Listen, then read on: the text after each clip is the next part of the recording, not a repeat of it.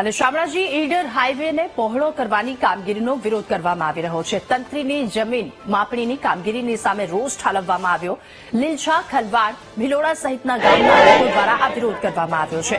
જમીન ન આપતા ગ્રામ લોકો હવે મક્કમ થયા છે. લોકોના ઘર, ખેતર, બોર, કુવા તોડી પાડવામાં આવે છે. ત્યારે ગ્રામજનોમાં ભારોભાર રોષ જોવા મળી રહ્યો છે. વધુ માહિતી મેળવીશું. સંવાદદાતા તસ્લીમ આપણી સાથે ફોનલાઈન પર જોડાયા છે. તસ્લીમ, જનાક્રોશ જોવા મળ્યો છે અરવલ્લીના ભિલોડામાં હાઈવેને લઈને વિરોધ. શું વધુ વિગતો?